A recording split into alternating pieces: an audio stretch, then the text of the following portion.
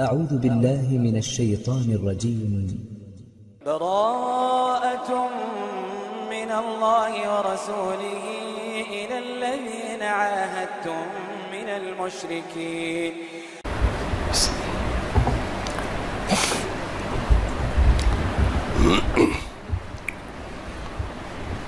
الحمد لله نحمده ونستعينه ونستغفره ونؤمن به ونتوكل عليه ونعوذ بالله من شرور أنفسنا ومن سيئات أعمالنا من يهده الله فلا مضل له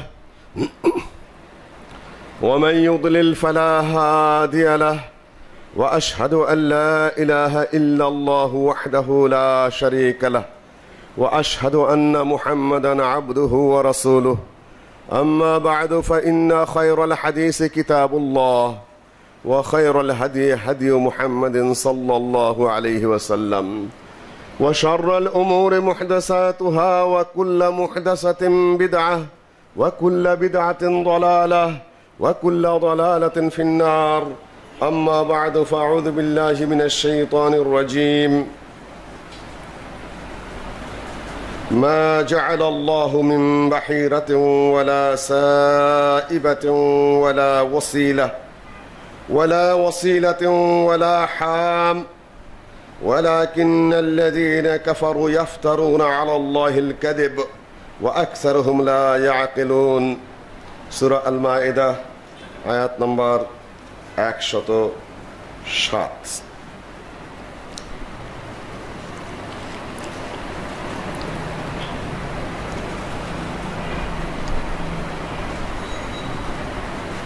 ঢাকার রাজধানীর নাভিকণ্ঠে অবস্থিত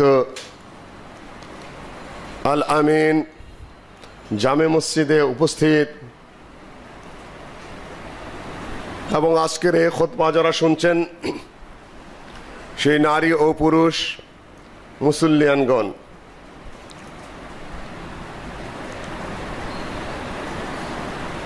আলহামদুলিল্লাহ তাওহীদ এবং সুন্নতের ক্ষেত্রে যারা আপোষহীন, যারা কোনোদিন কোনো ধরনের ভেজালে বিশ্বাস করে না, মিশ্রণে বিশ্বাস করে না, হানিফা মুসলিমা যেটাকে বলা হয়েছে ইব্রাহিম আলাইহিস সালাতু ওয়াস সালামের ব্যাপারে, মা কানা ইব্রাহিম ইয়াহুদিয়্যান ওয়ালা নাসরানিয়্যা, ইব্রাহিম আলাইহিস সালাতু ওয়াস সালাম ইহুদিও ছিলেন না, খ্রিস্টানও ছিলেন না।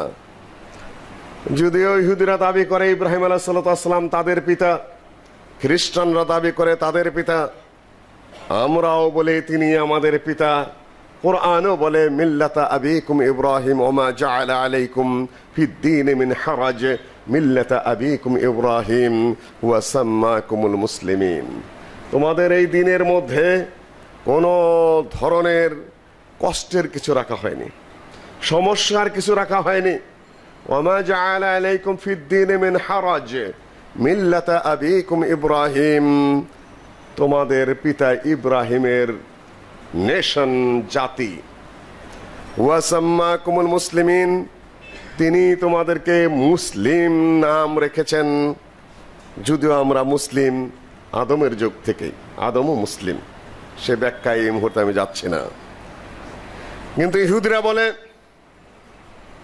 ইব্রাহিম ইহুদি, খ্রিস্টানরা বলতে চায় ইব্রাহিম খ্রিস্টান। আল্লাহ বলেন তিনি ইহুদিও নয়, ইব্রাহিম ইহুদি নয়, ইব্রাহিম খ্রিস্টান নয়, তিনি ছিলেন একনিষ্ঠ মুসলিম, হানিফা মুসলিমা। ইব্রাহিম আলাইহিস সালাতু ওয়াস সালামের নামের সাথে কোরআনে কারিমে বহু জায়গায় দেখবেন হানিফ শব্দ আছে। একনিষ্ঠ, একাগ্র, ভেজাল মুক্ত, সমস্যাহীন, আপোষহীন মুসলিম। যেভাবে আল্লাহ পাক বলেন সেভাবেই, নিজের তরফ থেকে কোনো মিশ্রণ নেই। কাজেই তোমরা যে দাবি করো ইব্রাহিম এই সেই, কোনোটাই নয়। ইব্রাহিম মুসলিম, শুধু মুসলিম নন, একেবারে একনিষ্ঠ, একাগ্র, ভেজাল মুক্ত, আপোষহীন মুসলিম। আর সেই ভেজাল মুক্ত আপোষহীন মুসলিম যদি না হন, লক্ষ্য তো আখেরাত। যে যত কথাই বলেন, যে যত ব্যাখ্যা বিশ্লেষণী দাঁড় করান, যে যত সমালোচনাই করেন, যে যত ধরনের যুক্তি এবং লজিক ফিলোসফি অ্যাপ্লাই করেন না কেন, আপনাকে যদি আখেরাতে মুক্তি পেতে হয়, আপনাকে যদি জাহান্নাম থেকে বাঁচতে হয়, আপনাকে যদি জান্নাতে যেতে হয়, এত ফিলোসফি আওড়াবেন না, এত ইতিহাস শোনাবেন না, এত ভূগোলের বাণী দিয়ে কাজ হবে না। ভূগোল মানে খামাকা এক একটা এক এক জায়গায় নিয়ে এসে নিজের বক্তব্য সেট করবেন, আর এত লজিক এবং ফিলোসফি আওড়াবেন না। এখানে সোজা কথা, কোরআন পথ দেখিয়ে দিয়েছে, নবী মুহাম্মদ সাল্লাল্লাহু আলাইহি সাল্লাম পথ দেখিয়ে দিয়েছেন এবং বলেও দিয়েছেন, লা ইয়াজিগু আনহা ইল্লা হালিক। আমার নীতি, আমার আদর্শ, আমার পদ্ধতি, আমার সুন্নত, আমি যা করে গেলাম, এখান থেকে যে ধ্বংস পেতে চায়, যে ধ্বংস হতে চায়, বিধ্বংস হতে চায়, ক্ষতিগ্রস্ত হতে চায়, সেই শুধু ডান বাম করবে, তাছাড়া আর কেউ না। পরিষ্কার বার্তা আল্লাহ নবীর পক্ষ থেকে, লা ইয়াজিগু আনহা ইল্লা হালিক। তুমি ডান বাম করার চেষ্টা করছো, ব্যাখ্যা দেওয়ার চেষ্টা করছো, অপব্যাখ্যা করার চেষ্টা করছো, পাশ কানের চেষ্টা করছো, বাম মাসের মতো মোসরাচ্ছ, বিভিন্ন সমস্যার সৃষ্টি করছো, তুমি ধ্বংসের পথটা বেছে নিয়েছ। আমাদের শুধু দৃষ্টি আকর্ষণ করা কর্তব্য। লাস্তা আলাইহিম বিমুসাইতির। আল্লাহর নবীকে আল্লাহ পাক বলেছেন, হে নবী মুহাম্মদ, তুমি সর্ব অবস্থায় সকল সময়ে মানুষের উপর ডমিনেট করার জন্য নয়। হ্যাঁ, কখনো তো ডমিনেট করবেন, যেহেতু তিনি রাষ্ট্রপ্রধান, তিনি সেনাবাহিনী প্রধান, তিনি বিচার বিভাগের প্রধান, তিনি প্রশাসনের প্রধান, তার যুগে তিনি সকল ক্ষেত্রে সকল কিছুর প্রধান, কিন্তু সব সময় নয়। লাস্তা আলাইহিম বিমুসাইতির। আমরা তাসাইতুর করতে চাই না এবং সে ক্ষমতা আমাদের নেই। তবে দৃষ্টি আকর্ষণ করা তো আমাদের কর্তব্য, আল্লাহর কাছেও বাঁচার জন্য এবং কিয়ামতের দিন আপনাদের প্রশ্নের হাত থেকে বাঁচার জন্য, যে আমরা বলেছি কি বলি নাই। ব্যাপারটা সোজা ভাবে নিতে হবে, ভেজালে ভাবে নিবেন, একে ওকে খেপিয়ে দিবেন, পত্রিকায় একটা বিবৃতি দিবেন, অমুক জায়গায় একটা রিপোর্ট করে দিবেন, অমুকের কাছে দুইটা কথা বলে বিভ্রান্তি সৃষ্টি করবেন, আপনি আপনার আখেরাতের কাম শেষ করেছেন। সেটা কিভাবে? আপনি আলোচনায় আসুন যে সত্য কি মিথ্যা, শুদ্ধ কি ভুল, মানবেন কি না মানবেন সেটা আপনার ব্যাপার। আপনি যেটা করছেন সেটা খুবই নিচু মানের কাজ করছেন। আব্দুল্লাহ ইবনে জুবাইর রাদিয়াল্লাহু তাআলা আনহু মক্কার শাসক হাজ্জাজ বিন ইউসুফ, উমাইয়া বংশের অত্যন্ত দুর্দন্ত প্রতাপ সম্পন্ন একজন অত্যাচারী গভর্নর, তাকেই নিয়োগ করা হলো মক্কা জয় করার জন্য। বলা হয়ে থাকে সাইফ হাজ্জাজ ওয়া কালাম ইবনে হাজম সাওয়া। হাজ্জাজের তলোয়ার যেরকম কাটে আর ইমাম ইবনে হাজমের কলম ওই রকমই কাটে। অর্থাৎ মাযহাবি পেশাপেশি যত আছে, ইমাম ইবনে হাজম যেভাবে কেটেছেন ওইভাবে আর কেউ কাটতে পারেননি। তো কাটার মধ্যে সীমা লঙ্ঘন আছে, যথেষ্টই রয়েছে। বলা হয়ে থাকে পৃথিবীর বুকে হাজ্জাজের তলোয়ার চলেছে অত্যন্ত সীমা লঙ্ঘন করে, তার চাবুক চলেছে সীমা লঙ্ঘন করে, আর ইমাম ইবনে হাজমের কলম চলেছে অত্যন্ত দুর্দণ্ড প্রতাপের সাথে। তিনি ডান বাম দিকে কখনো তাকাননি। আসলেও তাই হয়েছে। মক্কা দখল করতে গেলেন, নির্মম ভাবে হাজ্জাজ মক্কা দখল করলেন। ইনি কিন্তু আব্দুল্লাহ ইবনে জুবাইর আবু বকর রাদিয়াল্লাহু তাআলা আনহুর নাতি, মা আয়েশার ভাগনা এবং আসমা বিনত আবু বকর তার পুত্র। কাবার ঘর দখল করলো হাজ্জাজ, কাবার ঘরে আক্রমণই করে বসলো, কিছু ক্ষতিও করলো। দখল করে নিয়ে আবু বকর রাদিয়াল্লাহু তাআলা নাতি এই আব্দুল্লাহ ইবনে জুবাইরকে সে জবাই করলো। জবাই করার পরে চামড়া তুলে ফেললো, চামড়া তুলে তারপরে মক্কায় হারাম এলাকায় যেখানে খুন করা নিষেধ সেখানে এই লাশ ঝুলিয়ে রাখলো। আবু বকর রাদিয়াল্লাহু তাআলা আনহুর ওই কন্যা, যিনি হিজরতের সময় এত পথ হেঁটে গিয়ে গিয়ে রাত্রে গোপনে বা মানুষ লোক চোখের আড়ালে ওই গুহার মধ্যে খাদ্য দিয়ে আসতেন। আয়েশা ছোট আর আসমা হলেন বড় বোন। সেই আসমা, তিনি তখন অন্ধ হয়ে গেছেন। আব্দুল্লাহ ইবনে জুবাইর হত্যা করার পরে গিয়ে বলছে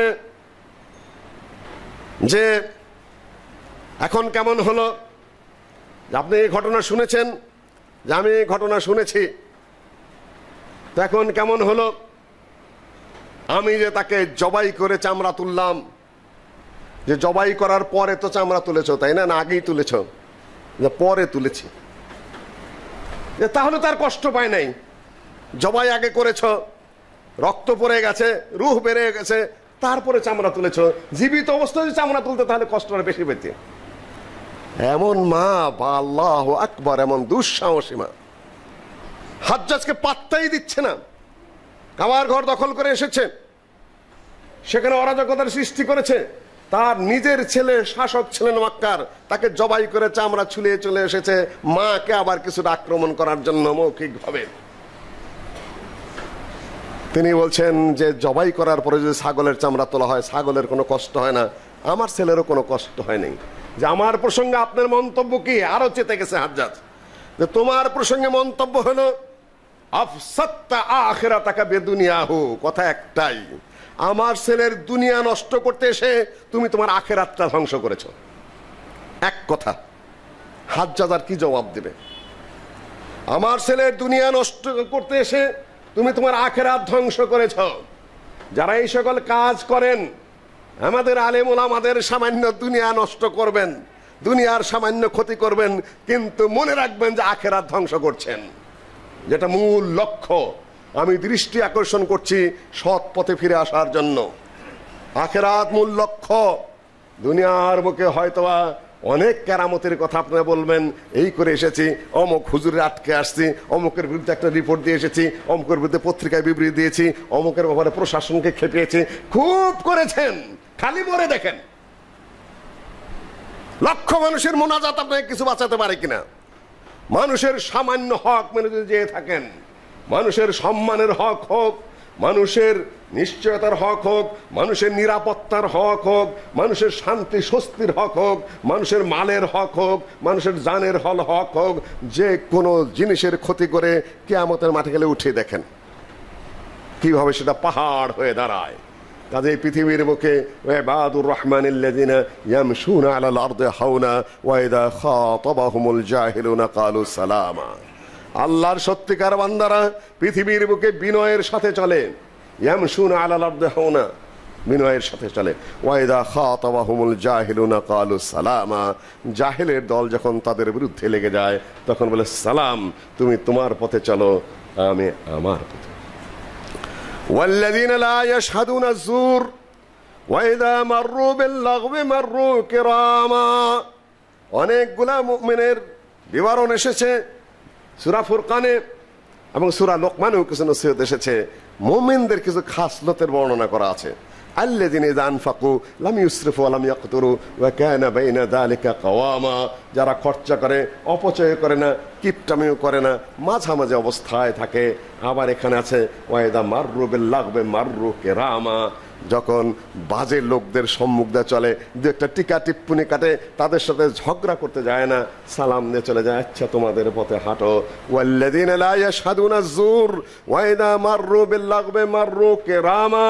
যারা খারাপ জিনিস দেখে না, বেতাইলা জিনিস দেখে না, ওইখানে গান বাজনা শুরু হলো, আপনি খামাখা ঘেরাও দেওয়া দাঁড়ায় পড়লেন। ওইখানে মূর্তির মিছিল যাচ্ছে, আপনি ওখানে দাঁড়িয়ে পড়লেন। ওইখানে একটা বৈশাখের আয়োজন হবে, আপনি সেখানে দাঁড়িয়ে গেলেন। ইমাম ইবনে তাইমিয়া সহ সকল মুফাসসিরিন তাফসীর করেছেন এটা হলো আল্লাযিনা লা ইয়াশহাদুনা যুর, খারাপ জিনিস, বাজে জিনিস দেখার জন্য যারা দাঁড়ায় না। মাররু কিরামা, এই দিক দিয়ে বাজে জিনিস থাকলে তারা দূর দিয়ে চলে যাবে। প্রতিরোধ করতে বলে প্রতিরোধ করবে, কিন্তু প্রতিরোধ সবাই করতে পারে না। সেটা মূল দায়িত্ব হলো সরকারের এবং সরকারি বাহিনীর এবং নিজস্ব এরিয়ার মধ্যে নিজের। কিন্তু জাতীয় পর্যায়ের কিছু রোধ করার শক্তি কারণে এবং সে দায়িত্ব নেওয়া উচিত নয়। কেউ কেউকে বোমা মেরে মনে করে যে এই সকলগুলো প্রতিরোধ করবে। দুইটা অন্যায় করেছেন, এই দায়িত্বটা আপনার নয়। আর দ্বিতীয় হলো, আপনি একটা পাপাচার রোধ করতে গিয়ে নিজের উপর খুনের দায় চাপিয়ে ফেলেছেন। নিঃসন্দেহে খারাপ, কিন্তু অ্যাকশন নিবে কে?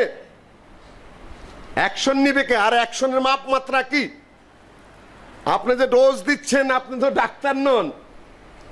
রোগীর মাপ বুঝে তো আপনি ডোজ দিতে হবে এবং সেই ডোজটা প্রশাসনের দিতে হবে। ডাক্তারি পাশ করা যারা যাদের দায়িত্ব আছে তাদের নিতে হবে। আমরাও কিছু কিছু পারি না তা না, আমার ঘরে আমি নিশ্চয়ই পারি। আমি আমার ছেলেকে প্রতিরোধ করতে পারি, আমি আমার মেয়েকে গতিরোধ করতে পারি, আমি আমার স্ত্রীকে গতিরোধ করতে পারি।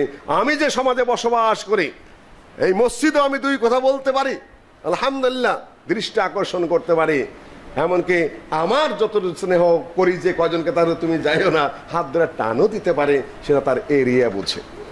আপনি লঘু অপরাধে যদি নিজ দায়িত্বে গুরুদণ্ড দিতে যান, গুরুদণ্ডের দায় দায়িত্ব তো আপনার নয়। এখানে ভুল হবে, যেখানে আপনার মলমে কাজ হয় সেখানে আপনি কোরামিন দিচ্ছেন, সেখানে হাই পাওয়ারের একেবারে অ্যান্টিবায়োটিক দিচ্ছেন, ভুল চিকিৎসা হচ্ছে এবং সেই ভুল চিকিৎসার জরিমানা স্বরূপ অনেক সমস্যা হয়ে গেছে এদেশে ধর্ম প্রচারের ক্ষেত্রে। কাজেই বোকামি করতে যাবেন না, কেউ ভুল করতে যাবেন না।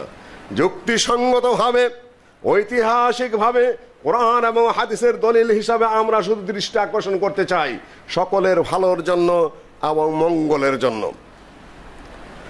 নবী সাল্লাল্লাহু আলাইহি সাল্লাম দিবসগুলোকে ঠিক করে দিয়েছেন।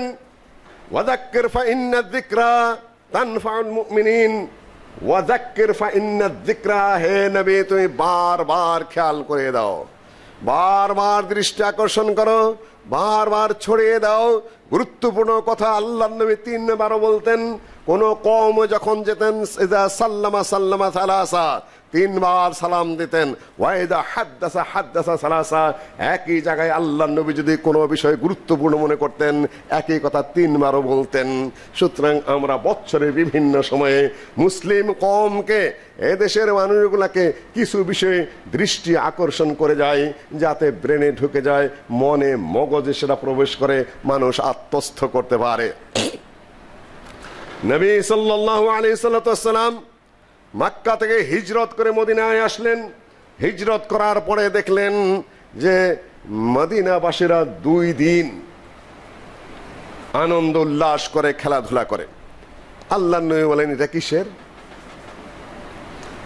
ওরা বলল যে জাহিলিয়াতের যুগ থেকে চলে আসছে, 2 দিন খেলাধুলা করে এদেশের মানুষেরা, আমরাও তাই করি। আল্লাহর নবী বলেন আবদালাকুম আল্লাহু বিখাইরিম মিনহুমা, আল্লাহ পাক এই 2 দিবসকে উত্তম 2 দিবসে পরিবর্তন করে দিয়েছেন। সেটি হলো ঈদুল আজহা এবং ঈদুল ফিতর। একটি হলো ঈদুল আজহা এবং ঈদুল ফিতর, 2টি দিন ছিল আনন্দের, 3য় দিন ছিল না। মুসলিম জাতির জন্য 2টি দিন বদলিয়ে দেওয়া হয়েছে। যেরকম ধরুন এই লাঠি বদলিয়ে যদি আরেকটা লাঠি দেন, এই লাঠি কিন্তু এটা থাকবে না, তাহলে কি হবে?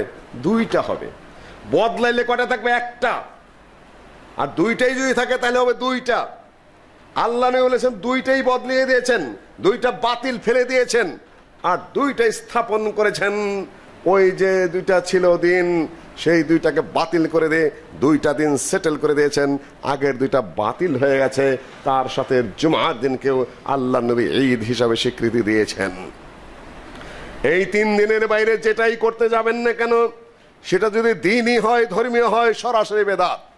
আর এর বাইরে যদি হয়, সেগুলা নিয়ে বিভিন্ন মাপ মাত্রা আছে, সব এক মাত্রায় ফেলা যাবে না। কোন কোন জাতির, আমাদের যেরকম বিজয় দিবস রয়েছে, স্বাধীনতা দিবস রয়েছে, এই 2টার জাতীয় ভিত্তি রয়েছে।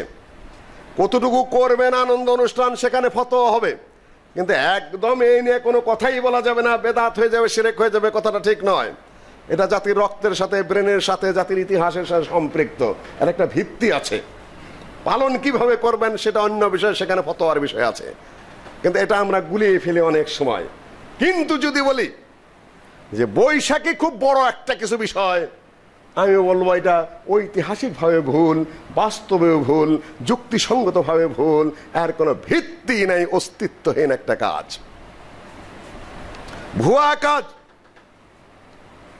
বৈশাখ কোনো বাঙালির বানানো নয়। রাজা বিক্রমাদিত্য হিন্দু শাসকের ছিল, বহুত আগের বিষয় সেটা, তার বানানো বিক্রমী সন এটা। বৈশাখ কোনো বাংলা শব্দ বলে আমার জানা নেই। বাদশাহ আকবর খাজনা তোলার জন্য, বাঙালির রক্ত চোষার জন্য, তাদের উপর জুলুম নির্যাতন করার জন্য এই বৈশাখ মাসে খাজনা তোলার ব্যবস্থা করেছিল। সেখান থেকে এই দেশের ব্যবসায়ীরা হাল খাতার ব্যবস্থা করত। আর এখন তো এই হাল খাতাও জাল খাতা হয়ে গেছে, এখন কম্পিউটারের যুগ হয়ে গেছে। ওই খাতা নিয়ে কেউ বসে থাকে? খাতা নিয়ে কেউ বসে থাকে? কার ধার কে ধারে? হালখাতা হতো এক সময়, বৈশাখ মাস যেহেতু শুকনা মৌসুম, একটু মেলা টেলা করতো পাবলিকে, কেউ হয়তো ঘোড় দৌড় গরু দৌড় একটু করতো, ওই নিয়ে কেউ তেমন মাথা ব্যথা করেনি, ওই নিয়ে কেউ মাথা ঘামায়ও নাই। তারপরেও মুসলমানের জানা ছিল যে এই দিবসটা মুসলমানের জন্য নয়। জসিমউদ্দিন তার কবিতায় স্বয়ং লিখেছেন, মুসলমানের আড়ঙ্গে যাইতে নেই। আড়ং মানে হলো মেলা, আড়ঙ্গের আবার কাপড়ের দোকান মনে করেন না আপনারা, মেলায় যাইতে নেই। এটা মুসলিম বাঙালি মুসলিম পরিবারের ঘরে ঘরে সকলেরই জানা ছিল, যদিও ওটা হয় দেশে করা হয়, কিন্তু মুসলমানের ছেলেদের যাইতে নেই। আপনারা জসিমউদ্দিনের কবিতা পড়ে দেখুন যে মুসলমানের আড়ঙ্গে যাইতে নেই, এটা ঘরে ঘরে জানা ছিল। তারপরেও বাচ্চা কাচ্চারা একটু আধটু যেত, ছোট খাটো ছেলে পেলেরা একটু আনন্দ করে দৌড়ায়, ও নিয়ে তেমন কোনো বাধা কেউ দেয়নি। যারা নিষেধ করেছে করেছে, অসঙ্গত মনে করেছে, একটু এই কাপড় চোপড় বদলিয়েছে, যাই হোক, যা মন চায় করুক, একটু হালকা আনন্দ, ও নিয়ে আমাদের অত বেশি মাথা ঘামানোর দরকার নেই। এইটাই ছিল আমাদের মানসিকতা। আমি ধর্মীয় কোনো ফতোয়া দিচ্ছি না, আমি বিবরণ দিচ্ছি। খুব ভালো করে বুঝতে হবে বিষয়টা। অনেকেই বিজয় দিবস, স্বাধীনতা দিবস আর পহেলা বৈশাখকে একাকার করে ফেলেছেন। আমি একটাও কিন্তু শরীয়তে মানদণ্ডে বলছি না, ঐতিহাসিক এবং অনুভূতির মানদণ্ডে বলছি। ধীর স্থিরভাবে শোনার চেষ্টা করবেন। আর যারা অ্যানালাইসিস করেন, যারা বিশ্লেষণ করেন, পলিটিক্যাল বিশ্লেষক, ক্রাইম বিশ্লেষক এবং নিরাপত্তা বিশ্লেষক, তারাও তাদের ব্রেনের জন্য কারো কারো সমস্যা আছে, তারাও দেখা যায় যে একাকার করে বিশ্লেষণ করছেন। কিভাবে একাকার করে ফেলেন? এমনকি খেলায় জিতলেও বলে যে আরেক বিজয় হলো। কোথায় নিয়ে যান আপনার কোন কথাকে? অদ্ভুত অদ্ভুত আমাদের বিশ্লেষণ। আমরা আলেমেরাও গুলিয়ে ফেলি অনেক সময় বক্তব্য দিতে, যে লঘুকে গুরু করি, গুরুকে লঘু করি, সব একাকার করে ফেলি। না, প্রত্যেকটা তার নিজস্ব জায়গায় নিজস্ব ব্যাখ্যা বিশ্লেষণ রয়েছে। এটা বৈশাখ মাসের 1 তারিখ কোনটা? বৈশাখ মাসের 1 তারিখ কত? ডিকশনারিতে লেখা আছে বিক্রমী সাল যেখানে ব্যাখ্যা করা হয়েছে, সেখানে লেখা আছে 13 এপ্রিল। বাংলাদেশে 14 এপ্রিল, আর পশ্চিমবঙ্গে হলো 15 এপ্রিল। আপনি কোনটাকে পহেলা বৈশাখ ধরছেন? ইংলিশ ডিকশনারিতে এভাবে আছে, from the middle of April to middle of May. এপ্রিলের মাঝখান থেকে মধ্যম তো 15 তারিখ হয়, এবং কোনোদিনও আমাদের পহেলা বৈশাখ আর পশ্চিমবঙ্গের পহেলা বৈশাখের ডেট একটা নয়। কারণ আপনি কোনটাকে পহেলা বৈশাখ ধরছেন? এখানেও সমস্যা রয়েছে। তারপরেও সেটা ছিল 1989 সালে চারুকলা ইনস্টিটিউট থেকে ঢাকা বিশ্ববিদ্যালয়ের, যেখানে এই নাচ গান ছবি আঁকানো এইটাই ডিপার্টমেন্ট। সেই ডিপার্টমেন্টে আপনারা কি করবেন আপনাদের ব্যাপার, ও নিয়ে আমার বর্তমানে কোনো কথা নেই। সেখান থেকে কিছু সংখ্যক ছাত্র ছাত্রী কয়েকজনের নেতৃত্বে কিছু মুখোশ বানিয়ে নিয়ে, কিছু কুত্তা ঘোড়া গাধা বানিয়ে নিয়ে তারপরে মঙ্গল শোভাযাত্রার জন্য দৌড় দিল, আর এইটা জাতীয় দিবস হয়ে গেল। কোনটা কোথায় নিলেন? আমি একটু পুনর্দৃষ্টি আকর্ষণ করছি। আমি রিয়েলাইজ করুন, আপনারা আবার পুনরায় চিন্তা করুন যে কোন জিনিসটাকে কোথায় নিয়ে গেছেন। একটা ডিপার্টমেন্টের, ঢাকা বিশ্ববিদ্যালয়, তাও ইনস্টিটিউট, সেটা পূর্ণাঙ্গ ডিপার্টমেন্টও না, ইনস্টিটিউটের মানে আছে মাত্র। সেখান থেকে কয়েকটা ছেলে মেয়ে মুখোশ বানানো তাদের কাজ, সেটা তাদের ডিউটি, সেটা ছবি আঁকানো তাদের বিষয়, সেইটা নিয়ে দৌড় দিল। আর সেটা জাতীয় দিবসে রূপান্তরিত হতে পারে কিনা, সেই মর্যাদা রাখে কিনা? বৈশাখ তার ঐতিহাসিকভাবে বাঙালির উপর জুলুমের মাস, বাদশাহ আকবরের খাজনা তোলার মাস। দ্বিতীয়ত বিক্রমাদিত্যের হিন্দু রাজার বানানো মাস। মুসলমানেরা কিছুই না, এই দেশে শতকরা 90% মুসলমান বসবাস করে। তারপরে সেটা কোনোদিন প্রচলনে এভাবে ছিলই না। 1989 সালে যেটা সূচনা করলো কয়েকটা ছাত্র ছাত্রী, সেটা গোটা মুসলিম জাতির উপরে চাপিয়ে দিতে হবে। প্রতিটি ডিপার্টমেন্ট যদি দাবি করে যে আমাদের আলাদা আলাদা দিবস লাগবে, আপনারা কি করবেন? আর আগেও বলেছি, ইংলিশ ডিপার্টমেন্ট, ইকোনমিক ডিপার্টমেন্ট থেকে শুরু করে তারা প্রত্যেকেই বলবে আমরা নিজ নিজ দায়িত্বে একটা করে দিবস বানিয়ে নিলাম আর দৌড়ানো শুরু করে দিলাম। ইঞ্জিনিয়ারিং ইউনিভার্সিটি যদি শুরু করে, মেডিকেল কলেজ যদি শুরু করে, মাদ্রাসার ছাত্র তো শুরু করেই আছে। আলহামদুলিল্লাহ, সব মাদ্রাসার ছাত্রের কথা আমি বলি না। একই ওনারা বলেছেন মিডল অফ দ্য এপ্রিল, এপ্রিলের মাঝখান থেকে শুরু হবে পহেলা বৈশাখ। আর আমাদেরও মাসের একটা মধ্য আছে, সেটা কোনটা? লাইলাতুন নিসফি মিন শাবান, শাবানের মাঝখানের রাত, দুইটা একসাথে শুরু হবে। ওনারা করবেন ওনাদের লাইনে, এনারা বানিয়েছেন এনাদের লাইনে। দুই দল এখানে গিয়ে এক হয়ে যান হকপন্থীদের বিরোধিতা করার জন্য। আশ্চর্যভাবে তারা মিলে যান, একাকার হয়ে যান এখানে। হাদিসটা কি ওটাও যেরকম জাল বৈশাখী, যেরকম জাল ভুয়া অস্তিত্বহীন, ঐতিহাসিকভাবে যতটুকু আমাদের জানার সুযোগ হয়েছে, ঠিক এইরকম সবে বরাত নামে যেটা করেছেন ওটা আরো জাল, আরো অস্তিত্বহীন। ওইটা হলো কুসংস্কার, আর এটা হলো বেদাত। আর ওটাও বেদাতের মধ্যে ফেলে দিয়েছেন সামান্য কিছু কারণে, সেটা আমি ব্যাখ্যা করব। ওইটুকু বাদ দিলে আমরা আর বৈশাখীকে বেদাত বলবো না, কুসংস্কারের মধ্যে নিয়ে আসবো। তবে প্রশাসনকে কিছুটা ধন্যবাদ দিতেই চাই যে তারা ওটাকে সংকুচিত করে নিয়ে এসেছেন, 6টা পর্যন্ত সীমাবদ্ধ করেছেন, ভুবুজেলা বাজানো নিষেধ করেছেন, মুখোশ পরা নিষেধ করেছেন। আমরা আশা করব ইতিমধ্যে হয়তো আপনারাও বুঝতে পেরেছেন যে এটা কতটা অস্তিত্বহীন নীতিবিরোধী কাজ, 90 ভাগ মুসলমানকে আহত করেছে। বিষয়টাকে আপনারা আস্তে আস্তে আরো সংকুচিত করে ফেলুন, আপনাদের জন্য দোয়া থাকলো। বড় বড় কপালে ফোঁটা দিয়ে দিয়ে এসে বলে 12টা পর্যন্ত আমরা অনুষ্ঠান করব, 12টা পর্যন্ত আমরা নাচবো গাবো, আমাদেরকে প্রশাসনের পক্ষ থেকে একটা প্রোটেকশন দিতেই হবে। ওদের গায়ের জোরের কথা 70, 75, 80 বছরের বুড়িরা আইসা যখন টিভিতে বলা শুরু করে তখন ভালোই লাগে যে এনারাই যদি দেশের নারী চরিত্রের নেত্রী হন, এই পৃথিবী যাবে কোন জায়গায়, মুসলিম চরিত্র যাবে কোন জায়গায়। যারা 70, 75, 80 বছরের বুড়ি তারা যদি বলে যে বৈশাখী উপলক্ষে আমাদের রাত 12টা পর্যন্ত নাচার এবং গানের সুযোগ দিতে হবে, আর ওনারাই জাতির কাছে যদি শো হয়, তাহলে এই জাতির মহিলাদের অবস্থা কি হবে? খুতবার সময় কেউ কথা বলবেন না। আবার সীমা লঙ্ঘন করলেন। এই সীমা লঙ্ঘনেই সমস্যা হয়। কুফুরির সংজ্ঞা আছে, কুফুরির সংজ্ঞার মধ্যে কাফের হওয়া সংজ্ঞায় পড়ে না। একটা হলো কুফুরি, একটা হলো কুসংস্কার, আরেকটা হলো বেদাত, আরেকটা হলো বেদাতি, আরেকটা হলো কাফের। কাফের এবং বেদাতি আপনি সহজে কাউকে বলতে পারবেন না। বলতে পারবেন এই কাজটা কুফুরি, যদি হয়ে থাকে কুফুরি। বক্তব্য ঠিক মতো শোনার চেষ্টা করবেন, আমি মেপে কথা বলছি, কেন হিসাব কিতাব আছে। কেউ যদি লড়তে চায় আবার তার সাথে আমার হিসাব করে লড়তে হবে। আমি সেই মাপে শব্দ বাক্য যতটা সম্ভব আমি হিসাব করে বলছি। সীমা লঙ্ঘন কেউ করবেন না, খুতবার সময় কেউ কথা বলবেন না। সম্মানিত উপস্থিতি, কথা বলা যাবে না। কথা বলে একটু সহ্য করো বাবা, একটু সহ্য করো। এসি দেওয়া আছে, ফ্যান দেওয়া আছে, একটু সহ্য করলে কিচ্ছু হবে না। খালি বক্তব্য দিলেই তো হবে না, সহ্য করাও শিখতে হবে, নিজেদের ব্যালেন্স আনতে হবে, ধীর স্থির চিত্তের হতে হবে। সম্মানিত উপস্থিতি, দুই দলে এক হয়ে যান ওনারা। একদিকে ওইটা চালান এইভাবে, এদিকে দেখেন কিভাবে কোরআনের আয়াতের ব্যাখ্যা করছেন। সূরা দুখানের আয়াত একেবারে ফিহা ইউফরাকু কুল্লু আমরিন হাকিম। এই আয়াতের ব্যাখ্যা করতে যেয়ে বলছেন যে এই রাত্রে নাকি কোরআনও নাজিল হয়েছে, এই রাত্রে নাকি ভাগ্যের পরিবর্তন হয়, এই রাত্রে নাকি ভাগ্য বন্টন হয়। সূরা দুখানের আয়াতগুলো বিস্তারিত আমি ব্যাখ্যায় যাচ্ছি না।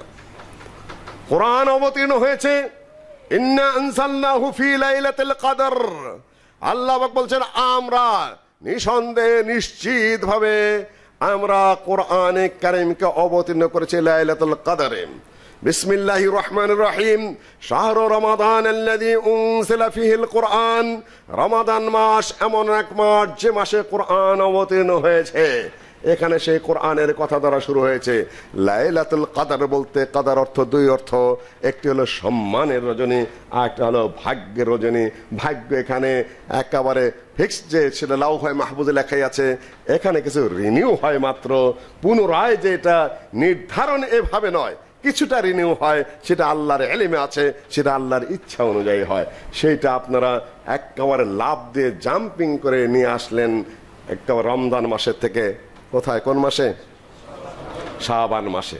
ওনারাও বৈশাখী ফিক্সড করলেন, আপনারাও এইভাবে ফিক্সড করলেন। হুজুররা কিছু তো বলাই যাবে না, কিছু বললেই নানা আহ মামলা আপনারা দায়ের করবেন, নানা কথাবার্তা বলবেন। আমি সেটা বলে থাকি যে এই করে আখেরাতের কি হবে, আপনার হুজুর সাহেব কি হবে। ওনারা তো ওনাদের পথ বেছেই নিয়েছেন। ঈদ ওনাদের ভালো লাগে না, দিনী জলসা তাদের ভালো লাগে না, কাজে ওনাদের নতুন নতুন নাচ গানের অনুষ্ঠান বের করতে হবে, এটা ওনাদের ব্যাপার। কিন্তু আপনারা ধার্মিক মানুষ, আপনারা দিন ধর্মের মানুষ, আপনারা এই পথে কেন? দৃষ্টি আকর্ষণ করছি শুধুমাত্র, হ্যাঁ কোন কোন আলেম বলেছেন যে এই দিনের ফজিলতের ব্যাপারে দুই একটা হাদিস রয়েছে, কিন্তু আমল কি করতে হবে সে ব্যাপারে সহিহ হাদিস আপনি কোথায় পেলেন? জামে তিরমিজির থেকে একটা হাদিস অহরহ বয়ান করে চলেছেন আপনারা। আয়েশা রাদিয়াল্লাহু তাআলা আনহা বলেন যে আমি নবী সাল্লাল্লাহু আলাইহি সাল্লামকে বিছানায় খুঁজছিলাম রাত্রে, আমি পেলাম না, হঠাৎ করে দেখে কোথায় চলে গেছেন। আমি বেরিয়ে চলে গেলাম কোবায়, জান্নাতুল বাকিতে, জান্নাতুল বাকি নয় বাকিউল গারকাদে। জান্নাত শব্দটা আপনারা যোগ করেছেন, এটা জান্নাত নয়, এটা বাকিউল গারকাদ। গারকাদ হলো কাটা, কাটাওয়ালা গাছ, বাকি মানে হলো জায়গা, যে জায়গার মধ্যে কাটাওয়ালা গাছ, সেখানে কবর দেওয়ার জন্য জায়গা নির্ধারণ করা ছিল, আপনারা জান্নাত যুক্ত করেছেন। আয়েশা রাদিয়াল্লাহু তাআলা আনহা বলেন যে আমি সেখানে রাত্রে চলে গেলাম। রাত্রে যাওয়ার পরে দেখি যে নবী সাল্লাল্লাহু আলাইহি সাল্লাম দোয়া করছেন। আমাকে দেখে বললেন, আয়েশা তুমি এখানে কেন? তুমি কি মনে করছো আল্লাহ এবং রাসূল তোমার উপর জুলুম করবেন? এর অর্থ হলো আজকে আমার তোমার সাথে থাকার কথা, তোমার ঘরে অন্য সতীনের ঘরে গেছি, এই চিন্তা করলে তুমি কি করে? এখানে আমার কথা আছে, পরে এসে বলছি। তারপরে আল্লাহ নবী বললেন, আয়েশা তুমি কি জানো আজকে কি পরিমাণ পাপীর গুনাহ ক্ষমা করে দেওয়া হয়? সবচেয়ে বেশি ছাগল এবং বকরি ভেড়া ছিল কালব গোত্রের। আল্লাহ নবী বললেন যে কালব গোত্রের যত ছাগল এবং ভেড়া আছে এবং সেই ভেড়া এবং ছাগলের যে পরিমাণ লোম আছে ওই পরিমাণ মানুষের গুনাহ আজকে রাত্রে মাফ করে দেওয়া হয়। কেউ সুবহানাল্লাহ বলছেন, কেউ নাউযুবিল্লাহ পড়বেন, কেউ ইন্না লিল্লাহ পড়বেন, সেটার বিষয় রয়েছে। ইমাম তিরমিজির বর্ণিত এই বিবরণটা আমি হাদিস বলছি না, বিবরণটার নিজে ইমাম তিরমিজি স্বয়ং লিখে দিয়েছেন, খুলে দেখুন। সাআলতু মুহাম্মাদান, আমি মুহাম্মদ বিন ইসমাইল আল বুখারীকে জিজ্ঞাসা করলাম। দেখুন ইমাম তিরমিজি এত বড় হাদিসের হাফেজ, এত বড় ইমাম, কিন্তু তাকেও জিজ্ঞাসা করতে হয় ইমাম বুখারীর কাছে গিয়ে, ইমাম মুসলিমেরও জিজ্ঞাসা করতে হয় ইমাম বুখারীর কাছে গিয়ে। ইমাম বুখারীকে আমি জিজ্ঞাসা করলাম এই হাদিসের অবস্থাটা কি? উনি বলেন ইউদাইফ। ইমাম বুখারী বলেছেন এটা জয়ীফ।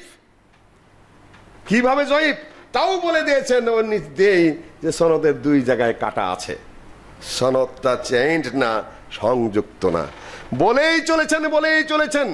একটা বর্ণনার দুই জায়গায় যদি চেন কাটা হয়ে থাকে, সনদ কাটা হয়ে থাকে, সেইটা আপনারা বর্ণনা করেন কিভাবে? ওখানেই তো আছে তিরমিজির, ওইটার মধ্যেই তো ইমাম তিরমিজি বর্ণনা দিয়ে দিয়েছেন নিজেই। তারপরেও আপনারা ওইটাই বিবরণ দিয়েই চলেছেন। আপনাদের বিবেচনা শক্তিটা কোন জায়গায়? সম্মানিত উপস্থিতি, যেহেতু প্রমাণিত হলো না, এখন আমার দুই একটা কথা আছে। দুই একটি কথা হলো এই যে মা আয়েশা রাদিয়াল্লাহু তাআলা আনহা আল্লাহর নবীকে বিছানায় না পেয়ে কবরস্থানে যাবেন কেন? আরো দুই একজন সতীনের দরজায় না টোকা দিবেন যে এখানে আসলো কিনা। কবরস্থানে কি আল্লাহ আয়েশার সতীনেরা থাকেন নাকি? উম্মাহাতুল মুমিনিনরা। কবরস্থানে যাবেন কি করতে? রাত করে মহিলা মানুষ একা একা। আরো অনেকগুলা কথা আছে, সেগুলো আমি তুলছি না।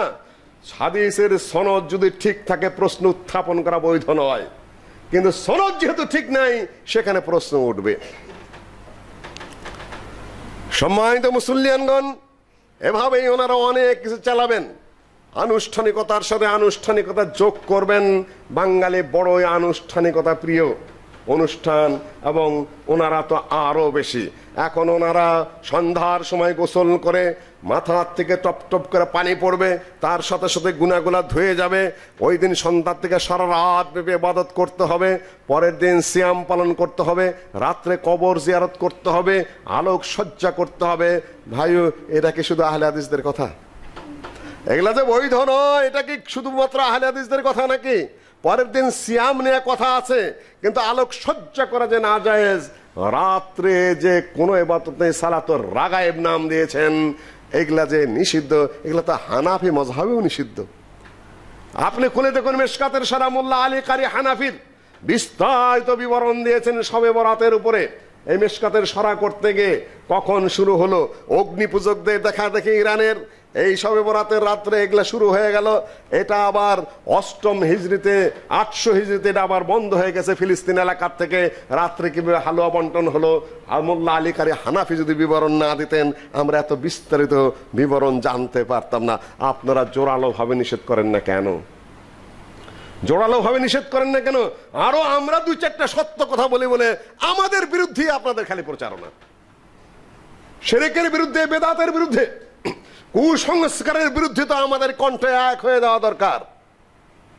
সেদিন বলছে আমার এক ছোট ভাই আসমত, শেখ আসমত বলছে, মুসলিউদ্দিন ভাই কি আর বলবো, সেদিন সহিহুল বুখারী মাথায় নিয়ে একজন খুব বড় প্রসিদ্ধ মুনাজের বাহাস করে, নাম আমি আর উচ্চারণ করলাম না, সহিহুল বুখারী মাথায় নিয়ে বলতেছে আল্লাহর কসম, আল্লাহর কসম, আল্লাহর কসম, এই বুখারীর মধ্যে আমিন এবং রফুল ইয়াদাইনের পক্ষে কোনো হাদিস নাই।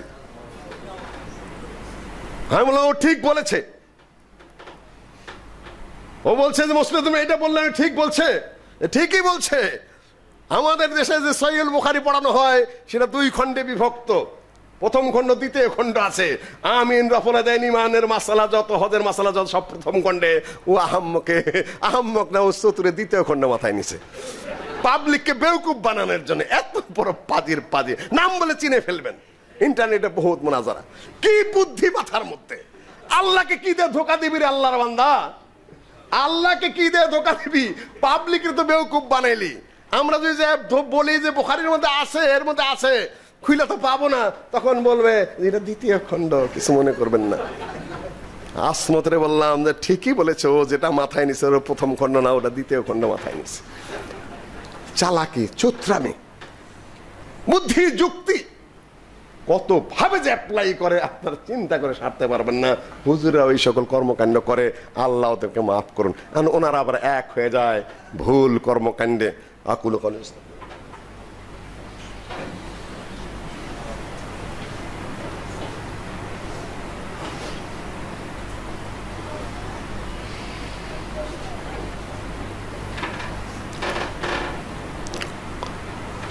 সম্মানিত উপস্থিতি, বিষয়গুলো যেটা আমি ইশারা করেছিলাম, দিবসটা পালন যদি শুধুমাত্র আগের মতো একটু ঘোরধর, একটু এই রশি টানাটানি, একটু আনন্দ ফুর্তি, বাচ্চা কাছে দৌড়াদৌড় সীমাবদ্ধ থাকতো, জাতীয় কোনো গুরুত্ব না হতো বা শরীয়তি কোনো সমস্যা তারা সৃষ্টি না করত, তাহলে আমরা এতটা সোচ্চার হতাম না।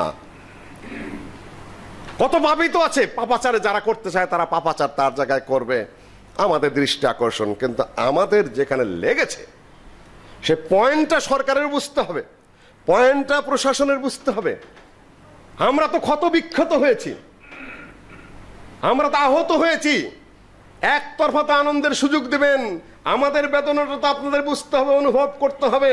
এক দলের আনন্দ আর এক দলের কষ্ট, এটা তো হতে পারে না। 90% মুসলমান আমরা কষ্ট আছে এটা নিয়ে কতগুলা কারণে। বৈশাখ মাস, এটা ঝড় তুফান হয় সাধারণত, এখানে বৃষ্টি বাদল হয়, শিলা পড়ে, এখানে প্রচন্ড গরমও হয়। এই মাসে সবচেয়ে বেশি দোয়া পড়তে হয়, আল্লাহুম্মা হাওয়ালাইনা ওয়ালা আলাইনা, আল্লাহুম্মা আলাল আকাম ওয়াল জিবাল ওয়াল আউদিয়া। এটা আল্লাহর নবীর দোয়া। আল্লাহুম্মা লা তাকতুলনা বিগাদাবিক ওয়ালা তুহলিকনা বিআযাবিক ওয়াআফিনা ক্বাবলা যালিক। এই দোয়াটা রয়েছে মুসনাদ আহমদে, আগেরটা রয়েছে সহিহুল বুখারীতে। সহিহুল বুখারী সালাতুল ইস্তিসকার অধ্যায়ে অনেকগুলো হাদিস এনেছেন ইমাম বুখারী। আল্লাহর নবী খুতবা দিচ্ছিলেন, একজন দাঁড়িয়ে বলছে, ইয়া রাসূলুল্লাহ, আমাদের সকল কিছু ধ্বংস হয়ে যাচ্ছে, গাছপালা পুড়ে যাচ্ছে, জীবজন্তু মরে যাচ্ছে, দোয়া করুন যাতে বৃষ্টি হয়। আল্লাহ নবী দোয়া করলেন, দোয়া করার সাথে সাথে মসজিদে বেরোনোর সাথে সাথে বৃষ্টি পড়া শুরু করে দিল। এই যে বৃষ্টি শুরু হলো, পরের সপ্তাহে পরের জুমা পর্যন্ত পড়তেই আছে। ওই লোক আবার দাঁড়িয়ে বলছে, ওই লোক মানে আরেকজন দাঁড়িয়ে বলছে, রাবি বলছেন ওই লোক কিনা না অন্য লোক, এটা আমার মনে নাই, সুতরাং আমিও বলছি না। দাঁড়িয়ে বলছে, ইয়া রাসূলুল্লাহ, দোয়া করলেন, বৃষ্টি তো আর শেষ হচ্ছে না, এখন আবার উল্টা শুরু হয়ে গেছে, ফসলাদি পচে যাচ্ছে, জীবজন্তু বের করতে পারছি না, আমরাও কোনো রুজি রোজগার করতে পারছি না, দোয়া করুন। আল্লাহ নবী দোয়া করে দিলেন, একটু মুহূর্তের মধ্যে আবার আকাশ পরিষ্কার হয়ে গেল। আল্লাহ নবীর দোয়া হলো আল্লাহুম্মা আসকিনা, আল্লাহুম্মা আসকিনা, আল্লাহ বৃষ্টি দাও, আল্লাহুম্মা আসকিনা গায়সান মুগীসান মুরিআন নাফিআন গায়রা দার। তুমি বৃষ্টি দাও, তুমি বৃষ্টি দাও, উপকারী বৃষ্টি দাও, মুষল ধারায় দাও, যা ফসল ফলায় এরকম বৃষ্টি দাও। লম্বা হাদিস। আর যখন ঝড় তুফান এসে যেত, আল্লাহ নবীর চেহারা মোবারকে ঝড়ের আতঙ্ক বোঝা যেত। ঘরে যেতেন, বাইরে যেতেন, হাঁটতেন এবং বলতেন আল্লাহুম্মা হাওয়ালাইনা ওয়ালা আলাইনা। হে আল্লাহ, দূরে নিয়ে যাও, ডানে নিয়ে যাও, বামে নিয়ে যাও, ওই উপত্যকায় নিয়ে যাও, পাহাড়ের উপরে নিয়ে যাও, বালির বালির যে টিলা আছে ওগুলার উপরে নিয়ে যাও। এটা আল্লাহ নবীর শেখানো দোয়া। আর রবীন্দ্রনাথের দোয়া, এসো এসো এসো হে বৈশাখ এসো এসো, তাপসনী শাসবাই। এইখান থেকে শুরু হলো আমার শরীয়তের বিষয়টা। আগেরটুকু আমি হালকা করে রেখেছি, আপাতত ফতোয়া দিচ্ছি না। আপনারাও ঠিক ভালোভাবে বুঝেন, গোয়েন্দা বিভাগের সদস্যরা বোঝার চেষ্টা করেন আমরা কি বলতে চাই। আসলে ভাগ ভাগ আছে, পাট পাট করে বোঝানোর চেষ্টা করছি আমি। এসো হে এসো হে এসো হে বৈশাখ এসো এসো, তাপসনী শাসবায়ে মুমুর সুরে দাও উড়ায়ে। এসো ডাকতেছে বৈশাখকে। মুসলিম কোনো কিছুকে এভাবে ডাকে না আল্লাহ ছাড়া। বৈশাখ জড় অদৃশ্য বিষয়, কোনো মুসলিম ডাকতে পারে না। কোনো কাফের যদি ডাকে সেটা তাদের ব্যাপার। কাফেররা আগুন দেয়, তাদের পূজা শুরু করে। বারবার বলেছি, তাদের বেদের প্রথম শ্লোকই হলো অগ্নিমিলে পুরোহিতং যজ্ঞস্য। আগুনকেই তারা ডাকে, আগুন আবার পুরোহিত্য করে, আগুন আবার অন্যান্য দেবতাদেরকে ডেকে আনে যজ্ঞ করার জন্য। প্রথম লাইন, তারা আগুনকেও ডাকে। বিবাহের মধ্যেও তাদের আগুন, পূজার মধ্যেও তাদের আগুন, খেলার মধ্যেও তাদের আগুন। আমাদের শিক্ষা অনুরূপান্নে অনেক কথা আগে হয়ে গেছে, নতুন করে আর আমি সে প্যান্ডোরা বক্স খুলতে চাই না। দুইটার মধ্যে আমি মিলাতেও চাই না। আমি ধীর স্থির হয়ে শুধু মাথায় দিতে চাই। তাপস নিঃশ্বাস বায়ে, নিঃশ্বাস তোমার তাপপূর্ণ বায়ু দিয়ে মুমূর্ষকে উড়িয়ে দাও। মুমূর্ষ বলতে যে রুগী ঘরে পড়ে আছে, মারা যাওয়ার উপক্রম, আল্লাহ কখন নিবে আল্লাহ ভালো জানেন, সবগুলাকে উড়িয়ে দাও। আপনি জমিদার মানুষ, আপনি উড়িয়ে দিতে পারেন। বাংলায় বহু জমিদারি তাল ছিল, কুষ্টিয়া দিয়ে এবং পাবনা দিয়ে মানুষকে অত্যাচার করেছেন, সেটা আপনি উড়িয়ে দিতে পারেন। আপনার জীবন ইতিহাস আমাদের জানা আছে, যারা আপনাকে মহাপবিত্র ঘোষণা আকাশে তুলে তুলতে পারে। কিন্তু আমরাও 2-4 লাইন পড়ার চেষ্টা করেছি আপনার জীবনে। মুমূর্ষকে উড়িয়ে দিবেন। আল্লাহ নবী বলছেন মুমূর্ষের খেদমত করার জন্য, ইয়াদাতুল মারিদ, যত মুমূর্ষ ব্যক্তি তুমি তার খেদমত করো, সেখানে জিয়ারত করো। কিয়ামতের দিনে বলা হবে অমুক অসুস্থ ছিল, তুমি তার সেবা করনি, সেবা করলে সহিহ মুসলিমের হাদিস, আজকে তার বদলে পেতে। আর অত্যাচারে এই জমিদার মুশরিক কই বলে মুমূর্ষকে উড়িয়ে দাও। হাসপাতালে সব মুমূর্ষকে বের করে দেন, বৈশাখী হাওয়ায় সব মুমূর্ষকে উড়িয়ে নিয়ে যায়। মহামনুষ্য আপনারা বলতে পারেন আমাদের হিসাব আছে, আমাদের কোরআন আছে, আমাদের হাদিস আছে, আমাদের রাসূল আছে, আমাদের ইতিহাস আছে। আপনি কিছু খাওয়াইতে চাইলেই তো আমরা ওইভাবে গিলব না। আমাদের শব্দে শব্দে ব্যাখ্যা বিশ্লেষণ আছে। তারপরে যখন আরো এগিয়ে যায় বলছেন যাক জড়া, তারপরে অগ্নি স্নানে শুচি হোক ধরা।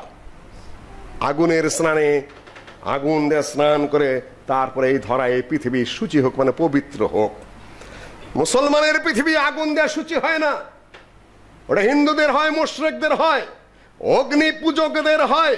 খুব কৌশলে রবীন্দ্রনাথ কবিতার মধ্যে আগুন পূজার কথা নিয়ে এসেছেন। আগুন দিয়ে পুড়ে মুসলিমের পৃথিবী সূচি হয় না। এদেশে 90% মুসলমান বাস করে। আপনার এই গান গেয়ে গেয়ে আমাদের 90% মুসলমানকে 15-16 কোটি মুসলমানকে আঘাত করেছেন, হট করেছেন, ক্ষত বিক্ষত করেছেন। ওগুলা আমাদের ছেলেদের মধ্যে আসবে না, ওগুলা কুফরি কথা, ওগুলা শিরকি কথা। আমি দিবস নিয়ে বলছি না, দিবস শিরক কি ভালো মন্দ বলছি না। এগুলা আমাদের ছেলেরা কেন বলবে? আপনারা প্রফেসর মানুষ, আপনারা শিক্ষক মানুষ, আপনারা ছাত্র মানুষ, বাংলা বোঝেন না? তাওহীদ এবং কুফরির পার্থক্য আপনারা একটু বোঝেন না? শিরক প্রসঙ্গে আপনাদের কোনো ধারণা নেই। চারুকলা ইনস্টিটিউট থেকে কয়েকজন ছাত্র ছাত্রী রবীন্দ্রনাথের দোয়া পড়তে পড়তে আগে যাবে, আর আমাদের মুসলিম ছেলেরা তাদের আকীদা নষ্ট করবে, আর এসো হে এসো এসো এসো এসো করবে। আর সারা দিন এই রৌদ্রের মধ্যে, এই ঝড় তুফানের মধ্যে কাটিয়ে দিয়ে কি সোয়াব নিয়ে ঘরে ঢুকলো, কি ফলাফল নিয়ে ঘরে ঢুকলো, শুধুমাত্র পাপের বোঝা ছাড়া। আমাদের প্রসঙ্গ এই জায়গায়। আরো সামনে এগিয়ে যান, প্রলয়ের শাক। প্রলয়ের সাক্ষী। ও বাংলার প্রফেসর সাহেবরা, মুসলমানের সন্তানরা, প্রলয়ের সাক্ষী। হিন্দু ধর্মে আমাদের যখন ইসরাফিলের সিংহা ফুঁকবে, ওদের প্রলয়ের শাক আছে, শাক মানালে শঙ্খ, সেই সিংহা বাজানো হবে, প্রলয় হবে। প্রলয়ের শাক বৈশাখে নিয়ে আসবে না, ওটা আল্লাহর পক্ষ থেকে যখন প্রলয়ের শাক নয়, সেটা কিয়ামতের জন্য যখন সিংহা ফুঁকবেন ইসরাফিল, সেটা আল্লাহর নির্দেশে সিংহা ফুঁকবে।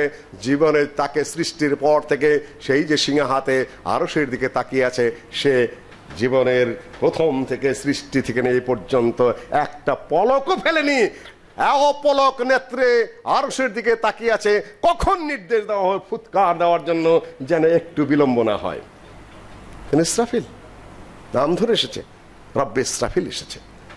আমাদের ঘরে ঘরে আকীদা নষ্ট করছেন, যে শব্দগুলা বেছে বেছে একেবারে ঢুকিয়ে যাচ্ছে ভিতরে ভিতরে। আমাদের সমস্যা এই জায়গায়। এখন আপনারা বলছেন যে নওরোজ করে, আমি এগুলা খেয়াল করছি। নওরোজ কাদের? এমন কোন ফিকহের কিতাব আছে হানাফি, শাফি, মালিকি, হাম্বলির যেখানে নওরোজকে হারাম বলা হয় নাই? মোল্লা আলী কারি নওরোজের কথা উল্লেখ করেছেন, শুধু এক জায়গায় নাই। ইমাম আবু হানিফা রাহিমাহুল্লাহ আল ফিকহুল আকবরের ব্যাখ্যায় তিনি নওরোজের কথা উল্লেখ করেছেন। আরো ফিকহের কিতাবগুলো উল্লেখ করুন, হানাফি, শাফি, মালিকি, হাম্বলি। শিয়াদের এই নওরোজ যে হারাম, এটা কে না বলেছে? নবদিবস, সেটা বাদশাহ আকবর সেই নওরোজ পালন করত ইরানিদের দেখা দেখে, এটা যে হারাম এটা কে না বলেছে পর্যন্ত ওইটা টেনে নিয়ে শিয়াদের কাছে ঈদের কোনো গুরুত্ব নেই, ঈদুল আজহার কোনো গুরুত্ব নেই, ঈদুল ফিতরের কোনো গুরুত্ব নেই। তারা খালি আলী দিবস, ফাতেমা দিবস, হাসান দিবস, হোসেন দিবস, শিয়াদের আগের যুগের সেই অগ্নি পূজার সেই নওরোজ, এগুলা নেই তো তারা ব্যস্ত আছে। ওগুলাকে আমার শরীয়তের দলিল? প্রসঙ্গই উঠে না। আপনারা আছেন এক জগতে, ইসলাম এবং কোরআন ও হাদিস আছে আরেক জগতে।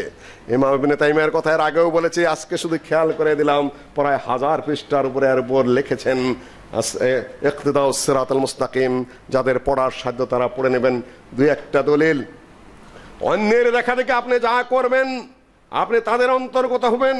ফাইন্নাহু মিনহুম ওয়া মান ইয়াতাওয়াল্লাহুম মিনকুম ফাইন্নাহু মিনহুম। তোমাদের মধ্যে যারা ইহুদিদের দেখা দেখি, খ্রিস্টানদের দেখা দেখি, অগ্নি পূজকদের দেখা দেখি, মুশরিকদের দেখা দেখি নানান আয়োজন অনুষ্ঠান শুরু করবে, সেটা জুরে পরিণত হবে, আপনি তাদের অন্তর্গত হবেন। মান তাশাব্বাহা বিকওমিন ফাহুয়া মিনহুম। এগুলা মুসলমানরা করতে পারে না, মুসলিমের জন্য এগুলা নয়। কাজেই আমাদের এগুলা থেকে অবশ্যই সতর্ক থাকতে হবে, খেয়াল থাকতে হবে। বলছিলাম অনুষ্ঠান প্রিয়। 2-1 মিনিট আমার হাতে রয়েছে। কিভাবে অনুষ্ঠান প্রিয় হয়ে যায়? সব জায়গাতে একটা কিছু করলেই সেখানে শুরু হয়ে যায়। রংপুরে পীর সাহেবের মুরিদ সাহেবের সাথে দেখা হয় না অনেক দিন পর্যন্ত। বর্ধমানে সাহেব লিখেছেন, পায় না মুরিদ সামনে যায় সালাম দিতে, এই ছিলি কোথায় তুই এতদিন? দিল জুতা দিয়ে একটা ঢেল। मुरीद जूता हाथे ने बोले मिल गया मिल गया मिल गया, उस्ताद का जूती मिल गया, मुर्शिद का जूती मिल गया। उस्ताद दिल राग करे जूता दा ढेल, वो बोले पाइছি रे पाइছি पाइছি। সেই জুতা নিয়ে রংপুর থেকে দৌড় দিয়ে যায় নদিয়ায় চলে গেল। নদিয়ায় নাকি জুতা পীরের মাজার এখনো আছে। দেখলে তো অশিক্ষিতদের কথা। আপনারা কি করছেন? সম্মানিত উপস্থিতি, আজকের আলোচনা আমি এখানেই খুব সংক্ষেপে আপনাদের সামনে ক্লোজ করতে চাই। দিবস বানানো যায় না এভাবে যদি তার ঐতিহাসিক ভিত্তি না থাকে। দিবস যদি মুসলমানের কিছু হয়, সেটার সাথে যদি শরীয়ত বিরোধী কথাগুলো যুক্ত হয়ে যায়, তাহলে সেটা কুসংস্কারগুলো আবার বেদাত হয়ে যায়। আর সেটা যদি শিরকি কালচারের সাথে মিশে যায়, সেটা শিরিক, বেদাত এবং কুসংস্কার তিনটা একসাথে হয়ে যায়, বহু খারাপে একত্রিত হয়ে যায়। কাজে আপনারা আগেই সূচনাতেই বলেছি যে আপনাদের সন্তানগুলাকে নিজেরা ঘরে শাসন করুন। এটা আমার মুসলমানের আড়ঙ্গে যাইতে নেই। কোরআন হাদিস যদি নাও জানেন, জসিমউদ্দিনের কবিতার লাইনটা একটু শুনিয়ে দেন এই দিবস উপলক্ষে। এবং আমি নিশ্চিত প্রচারণা হচ্ছে, প্রচার হবে, আরো ভালো হবে, যুক্তিসঙ্গত হবে। যদি সবাই তুলে ধরেন মাপ মাত্রা বজিয়ে রেখে, তাহলে ইনশাআল্লাহ এই বানাউটি, এই ভুয়া, এই অস্তিত্বহীন এই দিবস পালনের আবেদন হারিয়ে ফেলবে এবং কমে যাবে। এটা আমার ধারণা, এটা আমার ধারণা। মঙ্গল শোভাযাত্রা, মঙ্গলের জন্য আল্লাহর কাছে দোয়া করতে হয়, মঙ্গলের জন্য মুসলমানরা দোয়া চায় হুজুরদের কাছে, একটু দোয়া করুন আমার জন্য। এবং ওখানে কি মঙ্গলের শোভাযাত্রা হবে যেখানে ছবি বানানোই হারাম? যে যে ছবি বানাবেন, মূর্তি বানাবেন, কিয়ামতের দিনে বলা হবে যে এর মধ্যে এখন আত্মা ফুকাও। শখে শখে তো তুমি আগাইছিলা, গাধা বানিয়েছো, ঘোড়া বানিয়েছো, কাসিম বানিয়েছো, হাতি বানিয়েছো, এখন তুমি প্রত্যেকটার মধ্যে রূহ ফুকে দাও। সোহেল বুখারীর হাদিস, কিতাবুত তাওহীদ খুলে দেখুন। শখে শখে তো বানাচ্ছ হে ভাতিজিরা, ভাতিজারা, হে ছেলেরা, হে মেয়েরা, ভাইয়েরা, বোনেরা, প্রস্তুত হও কিয়ামতের দিন জবাব দেওয়ার জন্য। প্রত্যেকটার মধ্যেই তোমাকে রূহ ফুঁকে দিতে বলা হবে। জানিয়ে দিলাম পরিষ্কার ভাবে, শুধু বিরোধিতা করবে আর মামলা দিবে, নিজেরা বাঁচার চেষ্টা করো, ভয়ঙ্কর জায়গায় পৌঁছে যাবে। মঙ্গল প্রদীপ, মঙ্গল শোভাযাত্রা, এগুলা তো মঙ্গলের দায় দায়িত্ব তোমাকে কে দিয়েছে? ওই ছবি হাতে নিয়ে রবীন্দ্রনাথের দোয়া পড়ে পড়ে ওইভাবে যে তুমি ঘোরো, তোমার কার জন্য মঙ্গল, কোন জাতের জন্য মঙ্গল, কোন সমাজের জন্য মঙ্গল? আর এটা কি মঙ্গলের পদ্ধতি তোমার? এটা তুমি কি বুঝাতে চাচ্ছ? তোমরা কার মঙ্গলের জন্য এই শোভাযাত্রা তোমরা করছো? আর কোন হুজুরের নেতৃত্বে করছো? সেটা কোন জাতের কারা? রাস্তার মধ্যে রং দিয়ে দিয়ে দাগাচ্ছ, রঙের দাম আছে না? ইন্নাল মুবাযযিরিনা কানু ইখওয়ানাশ শায়াতিন, অপচয়কারীরা হলো শয়তানের ভাই। এই যে রাস্তার মধ্যে হাজার হাজার টাকা দামের রং দিয়ে রাস্তা রাঙাচ্ছ, ওখান দিয়ে কুত্তা হাঁটছে, বিড়াল হাঁটছে, রাত্রে ওখান দিয়ে গাড়ি চলছে, মানুষ পা দিয়ে পাড়িয়ে যাচ্ছে তোমার এই শখের বৈশাখীকে। এই পয়সার হিসাব কে দিবে? আল্লাহর কাছে কিয়ামতের দিন। কত রুগী রে বাবা রে বাবা হাসপাতালে পড়ে আছে। মুমূর্ষুকে তো তোমাদের নেতা রবীন্দ্রনাথ উড়াই দিতে বলছেন, কিন্তু উড়াই তো দিতে পারেন নাই। মুমূর্ষু রুগীরা হাসপাতালে পড়ে আছে, কয়টার পয়সা দেবো আমি? আমি তো সাধারণ মানুষ, যা পাই উপার্জন করে এখন রুগীদের খেদমত করতে করে জীবন যাচ্ছে। শাহাদত হাসপাতালে মারা গেল, চিকিৎসা তো ধরতেই পারলাম না। এখনো যে কি পরিমাণ রুগী হাসপাতালে গেলে দেখা যায় যে এটা তো হাসপাতাল নয়, এটা তো একটা বাজারের মতো। বাপরে বাপ, কি দুরবস্থা হাসপাতালের! বাজারের মতো রুগীরা রাস্তার মধ্যে পড়ে আছে, কিভাবে সেখানে এসির তো প্রশ্নই নাই, হাওয়া ঘুরতেছে। তারপরে একটা রুগীকে সরকারি হাসপাতালে ঢুকাতে গেলে যে কত সুপারিশ, কত জায়গায় লাইন ধরতে হয়, পথে পথে পড়ে আছে কুকুর বিড়ালের মতো রুগীরা, খোঁজ কে নেয়? আর তোমরা ফুর্তি করো। একটু মানুষ হও, মানবতার দিকে আগাও। যত জায়গা আছে বড় করে হাসপাতাল বানাও, রোগীরা যেন স্বাভাবিকভাবে সেখানে ঢুকতে পারে, সেখানে 2টা পয়সা খরচা করো, তাদের জীবন ফিরে হবে। মুমূর্ষুকে বাঁচানোর চেষ্টা করো, সুস্থ করার চেষ্টা করো। রবীন্দ্রনাথ উড়িয়ে দেওয়ার চেষ্টা করো না, উড়িয়ে তো দিতে পারবে না। তাদের হাসপাতালে কাতরাচ্ছে হাজার হাজার রোগী, 2-4টা হাসপাতালে যাওয়ার সুযোগ হলো আবার কয়েক সপ্তাহের মধ্যে। ফুর্তি করো, আনন্দ করো, তার সীমা আছে, মাপ আছে, মাত্রা আছে। শেষ কথা বলে দিচ্ছি, আপনারা সবাই নিজেদের সন্তানাদিকে সংযত করুন। আল্লাহুম্মা আনসুর মান নাসারা দীনা মুহাম্মাদিন সাল্লাল্লাহু আলাইহি ওয়াসাল্লাম ওয়াজআলনা মিনহুম ওয়াখযুল মান খাযালা দীনা মুহাম্মাদিন সাল্লাল্লাহু আলাইহি ওয়াসাল্লাম ওয়া লা তাজআলনা মিনহুম। আল্লাহুম্মা শাত্তিত শামলাহুম, আল্লাহুম্মা দাম্মির দিয়ারহুম, আল্লাহুম্মা খাররিব বুনিয়ানাহুম। ইবাদাল্লাহ রাহিমাকুমুল্লাহ, ইন্নাল্লাহা ইয়া'মুরু বিল আদলি ওয়াল ইহসান ওয়া ইতা'i যিল কুরবা ওয়া ইয়ানহা আনিল ফাহশা'i ওয়াল মুনকারি ওয়াল বাগই ইয়া'iদুকুম লা'আল্লাকুম তাযাক্কারুন ওয়া লা যিকরুল্লাহি তাআলা আ'লা ওয়া আওলা ওয়া আ'যযু ওয়া আজাল্লু ওয়া আতাম্মু ওয়া আহাম্মু আকবার।